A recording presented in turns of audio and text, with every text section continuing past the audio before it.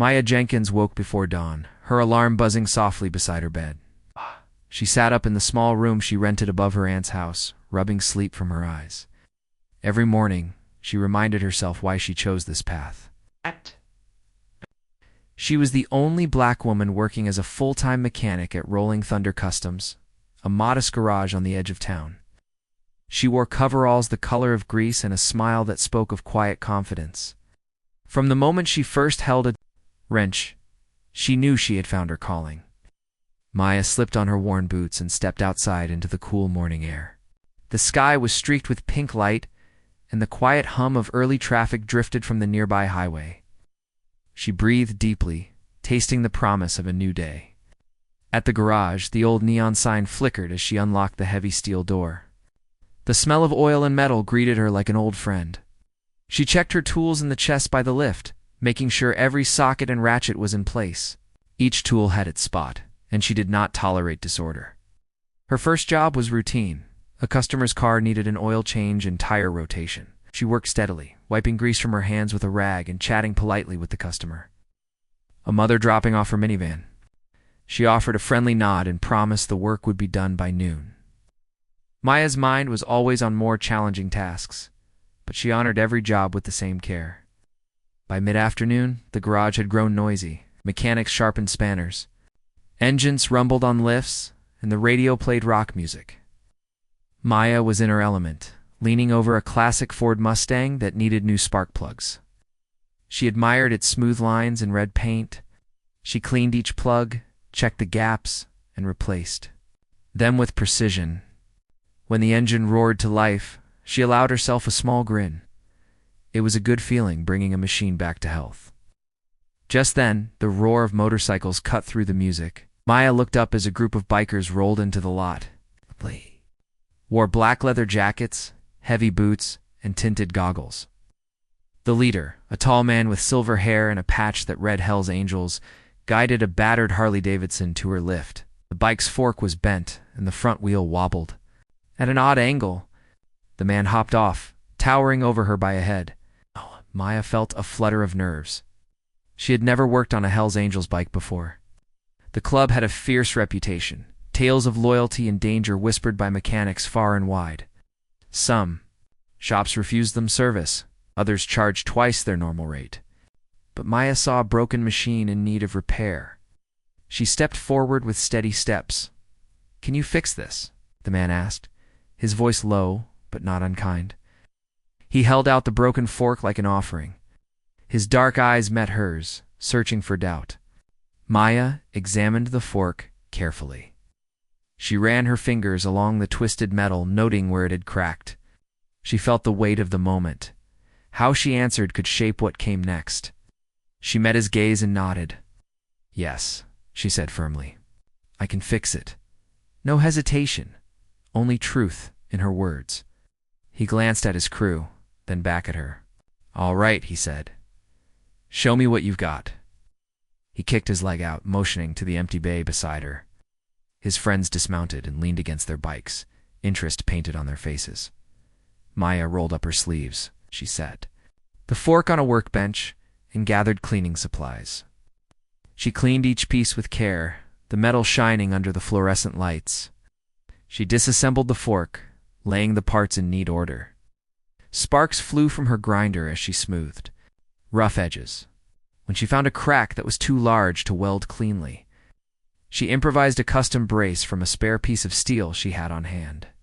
She measured twice and cut once, filing the edges until they fit perfectly.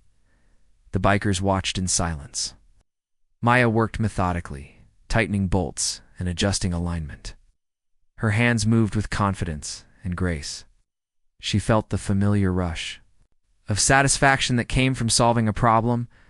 She tested the fork's resilience, pushing and pulling until it held firm. After nearly 2 hours, the repair was complete. The fork looked as good as new, maybe even stronger. Maya wiped sweat from her brow and lifted it. The leader stepped forward and placed it on his bike. He mounted the Harley and twisted the handlebars. He guided the front wheel back and forth, nodding as it responded smoothly. A smile curved his lips. "Not bad," he said. His voice carried a hint of respect. He revved the engine and rode in a slow circle, the other angels following behind. Each time the Harley passed her, Maya watched the bike hold steady, no wobble, no creak. When the ride stopped, the leader parked and climbed down. He handed her a folded bill. It was larger than any tip she had ever received. "You did good work," he said. Then, without another word, he mounted his bike and led his crew out of the garage, leaving a wake of dust and revving engines. Maya stood by the bench, her heart still pounding. She held the bill and let it sink in. She had faced a test and passed. But as the dust settled, she knew that showing her skills so publicly might stir trouble with her boss. Still, she felt a quiet pride. She had proven herself to the toughest critics she could imagine, and she had done it on her own terms. The afternoon light fell softly through the garage door, and Maya tucked the bill into her pocket. She returned to her tools. Ready for whatever would come next, her spirit as unbreakable as the fork she had just reinforced. Maya woke the next morning before the sun broke the sky. She felt tired but excited. Last night, she thought about the Hell's Angels and their broken fork. She wondered what Red thought of her work. She dressed quickly in her coveralls and tied her hair back. She grabbed a fresh rag and her favorite wrench, the one she used for the finest jobs. She wanted to make sure everything was ready when the angels returned. When she reached Rolling Thunder Customs, the garage smelled of oil and metal as always. Fluorescent lights buzzed overhead. She unlocked the heavy door and flipped on the main switch. Tools clinked in the chest as she opened it. She checked each socket and spanner, making sure nothing was missing. A tidy bay meant quick work and safer repairs. She placed the repaired fork on a clean workbench and wiped the surface until it shone. She lined up the pieces so she could reassemble the fork easily when the time came. By mid-morning, the regular mechanic crew swarmed in. Jake, a tall man with a friendly grin, rolled in on a scooter to drop off a friend's scooter. He glanced at Maya's bench and raised an eyebrow. "What's that?" he asked, pointing at the sturdy-looking fork brace. Maya smiled and said, "A Hell's Angels fork. I fixed it last night." Her voice was calm and proud. "That's big? You sure it held up?" "I tested it," she said. "It's stronger than the original." She tapped the brace gently. "I used a custom steel piece and welded it cleanly, and I ground it smooth." She explained in simple words how she measured twice, cut once, and filed every edge. Nodded slowly. Red's bike rolled into view just then. Leader parked in front of Maya's bay. He did not rush off his bike. Instead, he sat there, engine idling, watching her. His dark eyes were serious but not cold. He waited. Other angels drifted toward the back, leaning against the garage walls. They whispered among themselves, curious about the young mechanic. Who dared fix their leader's bike? Maya felt the weight of their gazes. She breathed slowly and stayed focused. She picked up the fork and placed it on the lift. She raised the bike gently and slid the new fork into place. She tightened each bolt in the right order, using her torque wrench to make sure each one was snug. She wiped her hands on her rag and cleaned any stray grease from the frame. Red watched her every move, his face unreadable. Once the bike sat squarely on its wheels, Maya crouched to check the alignment. She pushed the handlebars from side to side, noting the smooth movement. She spun the front wheel to see if it wobbled. It did not. She stood and closed her eyes for a moment, listening to the quiet hum of the engine. She gave it a final nod. "Red cut the engine. It spins true," he said. His voice had a hint of respect. Maya felt her heart rate speed up, but she kept her expression calm. "Yes," she said simply. "It's ready." Red swung his leg over the bike and sat up straight. He twisted the throttle gently. The Harley's roar echoed inside the garage. He rode in a small circle, letting the engine sound guide him. Maya and the crew watched in silence. When he stopped, he climbed off and nodded to her. "Good work," he said. He patted the seat of his bike. "You know your craft," Maya swallowed. "Thank you." No? Red walked away, calling to his crew. The angels mounted their bikes and clustered at the garage door. Before they left, Red turned and looked at Maya once more. "If you ever need parts or help," he said, "come find me." Then he kicked the stand up and led the ride out. The other angels followed, engines revving in unison as they rolled away, leaving a cloud of dust and the smell of gasoline. The garage felt empty afterward. Mechanics returned to their tasks. Jake slapped Maya on the back. "You really did it," he said. "You fixed the impossible." Others nodded and smiled. Even Vince, the owner, peeked from his office door. He gave Maya a quick thumbs up before disappearing again. All afternoon, Maya worked on smaller jobs, but kept thinking of Red's words. Help from the Hells Angels sounded strange, but she had earned their respect. She felt proud and a little nervous at the same time. She wondered what help meant. Would they bring her parts at lower cost? Would they introduce her to new customers? She did not know, but she welcomed the chance. When the day wound down, Maya cleaned her bay and put away her tools. The sun hung low, painting the sky pink and orange. She swept the concrete floor, shoving dust into a pile. Jake left, and the other mechanics drifted out. Soon, only Maya and Vince remained. Vince cleared his throat. "Maya," he said. He looked uneasy. "That was some fine work today." "Thank you," Maya said, looking up from her broom. Vince rubbed the back of his neck. "I noticed you finished the Hells Angels bike quickly." They appreciated that. He paused, choosing his words. "But their kind can be complicated. They don't fit the image I want here." Maya stopped sweeping. She set the broom aside. "I understand," she said, "but I fixed the fork the right way. It needed repair, and I did it." Vince sighed. "Yeah, you did. And I respect that, but word gets around. Other customers hear you work on gang bikes, and some of them might not bring their cars here anymore." Maya's stomach tightened. She felt both anger and sadness rise in her chest. She had earned respect through skill, yet now her boss feared their reaction.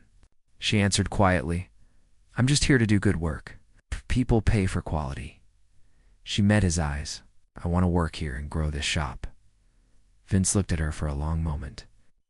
He seemed to weigh his options. Finally, he nodded. "All right. Keep doing what you're doing, but be careful. Don't make waves." He turned and left before Maya could reply. She picked up the broom again, her mind buzzing. She felt the sting of his warning, but she held on to Red's promise of help. That night, Maya dreamed of the Hells Angels ride. She imagined herself on a powerful motorcycle, engines roaring in harmony. She felt free, unstoppable, riding toward a new life. She woke before dawn with strength in her heart. The next few days passed in a blur of work. She took on every job with her usual care tire changes, brake checks, engine tune-ups. Each time she fixed something, she thought of the twisted fork, the custom brace, and the nod of approval from a man known for toughness. Then, one afternoon, her phone buzzed. Glance at the screen. It was a message from an unknown number. She opened it and read, "Meet me at Black Steel Parts. Tell them Red sent you." Maya stared at the message. Her pulse jumped. Black Steel Parts was a large parts warehouse in town, known for its low prices and wide selection.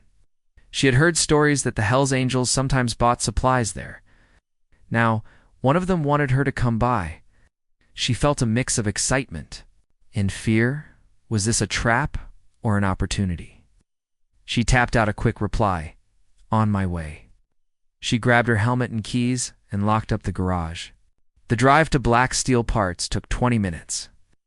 She parked in the dusty lot and followed the arrows to the back entrance. The warehouse loomed large with steel shelves visible through the open doors. She stepped inside, the air cool and smelling of rubber and metal. A tall man with a trimmed beard stood near a counter. He wore a black leather vest with the same patch Red wore. "Maya Jenkins?" he asked. "Yes." His voice was quiet, but she recognized it from the garage. "Yes," she said, stepping closer. He smiled. "I'm Duffy. Red asked me to help you. Said you could use better parts than most shops get." Maya nodded. "I appreciate that." Duffy led her through the aisles. He showed her boxes of new forks, heavy-duty braces, reinforced frames, and specialty welding rods. "Here," he said, handing her a fork similar to the one she fixed. "Test this one. It's lightweight, strong, and ready to weld." To a crate of custom braces, and these braces, perfect for repairs like yours. Maya examined the items. They felt high quality in her hands. She smiled. "This is great. Thank you." Duffy tapped his vest. "Red said you earned it. He wants you to have the best tools for your work." Maya folded her arms. "I won't let him down." Duffy nodded. "Stay safe, Maya. And remember, you've got friends, if you need them." She left with a box of parts, her heart full of hope. Back at Rolling Thunder, she stored the new supplies in her chest. She cleaned her bay and thought of Red's promise. She realized that people might fear association with the Hells Angels, but she saw only support and respect. She wondered how her life would change now that she had allies who valued her skill. As the sun set, she shut off the lights and locked the door. She felt tired but happy. She had crossed a line from ordinary mechanic to someone special in the world of motorcycles. And she knew that part 3 of her story would bring challenges she had never imagined. Maya arrived at the garage early, her mind heavy with worry. The morning air felt colder than usual as she unlocked the big steel door. She stepped inside, her boots echoing on the concrete floor. She greeted the empty shop with a soft good morning, but her voice sounded small. She walked to her workbench and ran her fingers over the new parts she had brought from Black Steel Parts. They're smooth. Metal gave her comfort, but her heart still pounded. She did her usual routine, checking tools, wiping down surfaces, and lining up her wrenches. Even with careful preparation, she felt a storm coming. By mid-morning, the garage filled with the usual sounds, engines humming, tools clinking, and mechanics chatting. Maya worked on a customer's car, tightening bolts on a brake caliper. She offered the driver a reassuring smile. "I'll have it ready by lunch," she said. The customer nodded and left. Maya focused on her task, but every few seconds she looked toward Vince's office. She worried about what the owner might say today. The warning from a few days ago still echoed in her mind. Be careful, don't make waves. She wondered if her work with the Hells Angels had grown too. Visible? Then loud voices interrupted her thoughts. Vince stood by the bay entrance, his face flushed. He pointed at Maya. "Come here," he called. His tone was sharp, and Maya felt her stomach twist. She set down her wrench and walked over her heart. Thudding. Vince folded his arms and glared at her.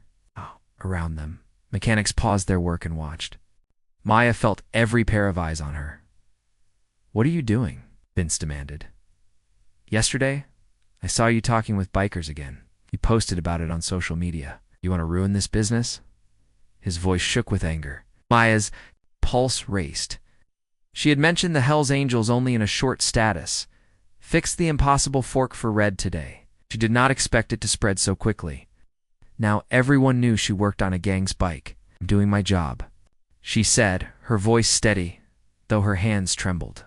"They paid me for good work." Vince's lips tightened. "You don't understand. Those guys scare away customers. They don't mix with our clients. I can't risk it." He leaned closer. "You show off for gang members, and I lose regulars. I've had complaints already." Maya felt her face grow hot. She found her voice. "I fixed the fork because it was broken. That's all. I didn't invite trouble." She met Vince's eyes. "I earned their respect with skill. Isn't that what you want here?" Vince looked past her at the other mechanics. He cleared his throat and turned back. "This is my shop, Maya. I make the rules. And my rule is, you don't work on gang bikes in public. You don't post about it. You don't mention them." He paused, breathing heavily. "I'm sorry, but I have to let you go." He reached into his pocket and pulled out her pay stub. He slapped it on the table. "Pack your things and leave." Silence fell in the garage. Maya stared at the pay stub, then at Vince. She felt her chest tighten. She had expected the warning, but not the firing. She opened her mouth to speak, but no words came. The other mechanics looked away, uncomfortable. Maya swallowed hard and bent down to gather her tools. She moved slowly, as if in a dream. Each tool she picked up felt heavy in her hands. She remembered the first day at Rolling Thunder, how nervous she had been. Now, packing her wrenches felt like leaving a part of herself behind. Red's words echoed in her memory, "If you ever need parts or help, come find me." She clutched her toolbox and reached for the door. Before she left, she turned to face Vince. "You'll see," she said quietly. "You'll see that skill. And respect matter more than fear." She walked out, leaving her coveralls hanging on the rack. Outside, the sunlight felt too bright. Maya stood for a moment, blinking. She held her toolbox against her side, her fingers curling around the handle. She took a deep breath and started the short walk home. Each step felt heavy, but she forced herself forward. She wished she could call her aunt or her best friend, but she needed to clear her mind first. She walked past familiar houses in the small park where she used to play as a child. The world seemed the same, yet it felt distant. When she reached her aunt's house, Maya climbed the steps to her rented room. She set her toolbox down by the door and sat on the edge of her bed. She closed her eyes and let tears slip down her cheeks. She felt angry and sad. She thought of how she had earned respect with the Hells Angels only to be punished for it. She felt the unfairness keenly. She let the tears fall freely, then wiped them away. She would not stay broken. She needed a plan. Maya pulled out her phone and opened her social media app. She stared at the blank update box. Her fingers hovered over the keyboard. She knew the power of words. She thought of the justice she had seen in her stories. People standing up for what was right. She typed, "Today I was fired for doing my job well. I fixed a Hells Angels bike with care, and I earned respect. Now, I need your help. Share this if you believe skill should matter more than fear." She paused, then hit post. Within seconds, the post went live. She leaned back and watched the screen. Likes and shares started to appear. Comments scrolled by. "That's not fair. You deserve better. Who is your boss?" Maya felt a spark of hope. She left her phone on the table and stood.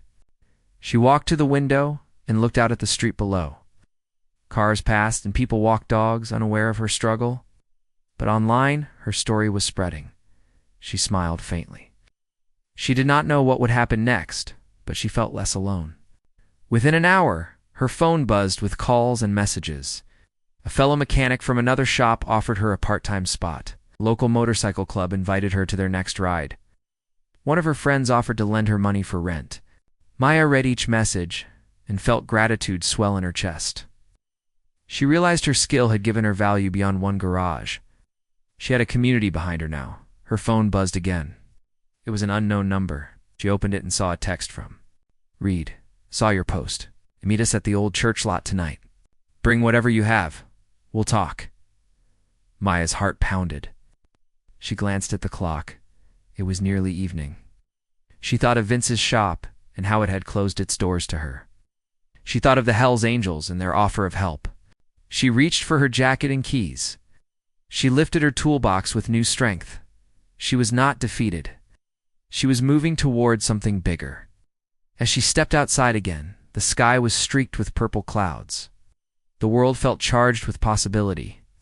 Maya set her shoulders back and walked toward her future, uncertain but guided by skill, courage, and the support of those who believed in her. Tonight would bring answers and new paths. Maya knew that true strength came from standing tall.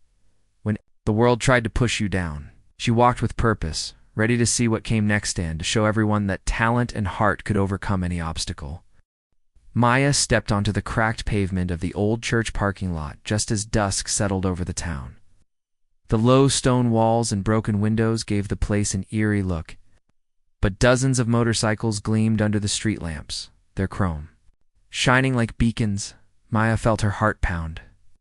She gripped her toolbox in one hand and her jacket in the other. She wondered what awaited her behind the line of bikes. A tall figure with a trimmed beard and dark leather vest spotted her first. "Maya," he called, waving her over. His name was Duffy, the man who had first brought her parts.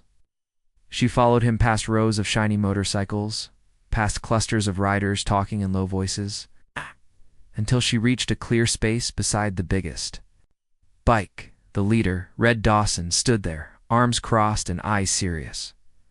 Red gave Maya a small nod. "Good you came," he said. His deep voice echoed in the empty lot. "We're here to help you." He stepped aside. Across from him was a long folding table covered with crisp flyers, donation jars, and a stack of pledge sheets. On the flyers, in bold letters, was written, "Ride for Maya's Garage as support local talent." Below that was the date, the route, and an image of Maya working on the fork. Maya felt tears prick at her eyes. She swallowed and said, I don't know what to say." Her voice shook. With gratitude, she looked at the jars already half full of cash, and the riders handing bills to Duffy. "You all did this for me?" Red nodded. He reached under the table and lifted a framed photo of Maya leaning over the broken fork, her face determined. "You earned our respect," he said softly. "We've got your back." He handed her the photo. Maya traced her finger over the image, feeling the weight of every moment that led her here. Then Red clapped his hands. "All right, let's get started." A hush fell. He pointed to one of the riders. "Jones, give the crowd the plan." A stocky man in dark jeans climbed onto the table. He cleared his throat. "Folks, tonight we ride through town. We stop at 3 spots Rolling Thunder Customs, the main square, and Crossroads Diner.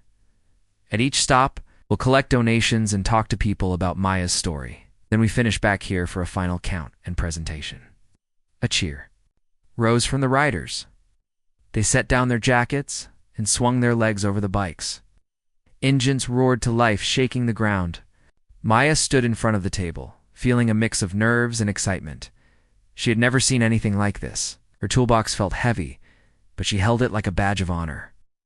As the first bike rolled forward, Maya raised her voice so everyone could hear. "Thank you," she said simply. "I've never felt so supported." Her words echoed in the lot. Red gave her an approving nod, and Duffy tapped her shoulder. "Go on," he said. "Ride with us." Maya hesitated, then climbed onto a spare seat behind one of the riders. The low rumble of the engine felt like a heartbeat under her. Wind cooled the sweat on her skin as they rolled onto the main street. Headlights cut through the darkness, and Maya saw faces pressed against shop windows as the procession passed. Some waved, some pointed, and some crowded, closer to see the flyers in riders' hands. Their first stop was Rolling Thunder Customs. Maya felt her stomach tighten at the sight of her old workplace. The neon sign was dark, and through the window she saw Vince turning off the lights. The riders circled the block once and then pulled. In front of the garage door, Jones stepped off his bike and approached the window, holding up the pledge sheet. A few cars passed by, drivers honked in support, and 2 or 3 people stepped forward with money. Maya watched from her bike, feeling a rush of vindication. She saw Vince's face pressed against the glass. His eyebrows rose in surprise as riders dropped bills into the jar. He turned away quickly, but Maya caught his eye. She lifted her hand in a small wave. He blinked and stepped back from the window. Nothing said, but Maya felt she had said enough. The ride moved on to the main square. Street lamps lit up the fountain in the center, and a few late-night shoppers lingered outside a coffee shop. Riders parked in a circle and passed around flyers. Maya hopped off and greeted people as they came by. She explained in simple words why she'd been fired and how she hoped to open her own garage one day. Each listener nodded and dropped money into the jars, shaking her hand before moving on. By the time they reached Crossroads Diner, the jars rattled with coins and bills. The diner's neon sign buzzed overhead, and a small crowd gathered at the windows as riders filed inside. Maya sat at one of the booths with Duffy and Red. They ordered coffee and pie. The mechanic in her couldn't resist watching how the plates were made. Sturdy mugs of black coffee and thick slices of apple pie with flaky crusts. Red leaned forward, his elbows on the table. "This is good," he said, voice low. "Raised more than we thought." He tapped the donation jars, now almost full. Maya's chest swelled. She had never felt so valued. She looked at Duffy. "I don't know how to thank you." Duffy shrugged. "You don't need to. To keep doing what you love." The final stretch of the ride was quiet. Engines rolled back to the old church lot, but this time Maya rode up front, behind Red. She felt proud as the riders fell into line behind her. Back at the lot, a small crowd of curious onlookers and supporters waited. They clapped as the riders pulled in, and some had even brought extra donations. With everyone gathered, Red stepped to the table and cleared his throat. He held up one of the jars. "Tonight we stand together, show that talent matters more than fear. We show that a person who works with their hands and heart can count on their community." He tipped the jar, pouring the money onto the table. Maya gasped when she saw the total, more than enough for a down payment on a small workshop and a few tools. Red handed Maya a leather jacket with the Hells Angels patch, specially made with her name stitched in. She took it carefully, feeling the smooth leather and heavy zippers. She slipped it on. It fit as if it had been waiting for her. The crowd cheered. Maya put on her toolbox and looked around at the faces shining in the lamplight. Bikers, local riders, even strangers who had heard her story online. She stepped to the table and found her voice. "I am so grateful," she said, her voice steady and warm. "You all believed in me when I needed it most. Because of you, I can open my own garage. I can keep fixing what's broken and help my community. I promise I will not let you down." People clapped and shouted encouragement. As the crowd dispersed, Maya stood with Red and Duffy. A few riders patted her shoulder. Duffy reached into his pocket and handed her an envelope. "This is from some friends who couldn't make it," he said. "They heard what happened and wanted to help." Maya opened the envelope and found more money, enough for rent, utilities, and business licenses for months. She swallowed hard and closed the envelope. She looked at Red. "I don't know how to repay you." Red smiled gently. "You don't need to. Just pay it forward when you can and keep fixing bikes." He stepped back, letting her face the empty lot now filled with lights and hope. Maya stayed a moment longer, watching the motorcycles and the lanterns strung between trees. She breathed in the night air, filled with the sound of distant engines and soft laughter. She felt the weight of her toolbox less heavily now. The pain of being fired was still there, but it was fading, replaced by a new sense of purpose and community. Finally, Maya nodded and climbed onto a bike with Duffy behind her. The engines roared to life one more time. As they rode away, the old church lot faded behind them, and ahead lay a road lit by headlights and possibility. Maya felt excitement for the first time in days. She knew part 5 of her story would bring new challenges: finding a workshop, meeting regulations, building a client base, but she was ready. She had skill, friends, and a community that believed in her. That was more powerful than any fear. Maya woke before dawn again, but this morning she felt a spark of joy instead of dread. She pulled on the leather jacket the Hells Angels had given her and felt its weight like a protective shield. In her small rented room, she laid out her plan. Today she would visit the empty storefront she had chosen for her new garage. It was a modest space on Main Street, with chipped paint and a dusty window, but Maya saw potential. She grabbed her toolbox, locked her door, and stepped into the cool morning air. The drive to Main Street was quiet. Shops opened one by one, and a few early commuters passed by. Maya parked in front of the empty storefront. She stood for a moment, looking up at the faded sign that read "Available." She felt her heart pound. This empty room would soon become Maya's garage, a place built on skill and respect. She unlocked the front door and stepped inside, breathing in the musty air. She set her toolbox on the cracked concrete floor and whispered, "It starts." Here, Maya spent the morning sweeping dust and cobwebs. She carried out broken chairs and old shelves left by the previous tenant. She found a stack of faded posters on the floor and threw them in a garbage bag. As she worked, she imagined placing her own sign above the door. Maya's Garage, quality repairs with care. She could see customers driving in, friendly faces, and worried faces, all trusting her hands to set their vehicles right. She smiled at the thought. Next, she met with the building manager to sign the lease. The manager was an elderly man named Mr. Harris, with kind eyes and a gentle voice. He looked at Maya's proposal and nodded. "You have the spirit of an entrepreneur," he said. Maya signed the papers, her hand a little shaky. When it was done, Mr. Harris handed her the keys and said, "Good luck, Maya. May this place bring You success. Maya thanked him and tucked the keys into her pocket. The empty space now belonged to her, and she felt its promise. Back inside the garage, Maya measured the room. She sketched a simple layout on her notebook, a lift in the center, tool chests along one wall, a small desk by the window, and a waiting area with 2 chairs. She made a list of materials she needed: paint, lights, shelves, cleaning supplies, and a new lift. She also needed to apply for a business license and insurance. She felt excitement and a bit of fear. The to-do list was long, but she had money saved from the fundraiser and help promised by the Hells Angels.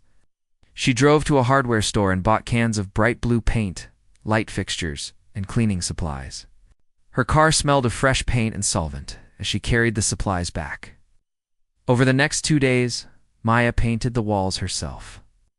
She rolled on the blue coat with steady arms, humming to herself as the garage transformed. She installed new lights that made the room bright and welcoming. She assembled metal shelves and stacked her tools neatly. With each task she completed, the space felt more like her own. While painting, she remembered the empty bay where she had first fixed Red's bike and the night of the fundraiser. Thought of how community support had lifted her when she was down. She felt grateful. In the evening, she sat on a folding chair in the half-finished shop and made calls to the city office. She applied for her business license and asked about insurance plans for auto repair shops.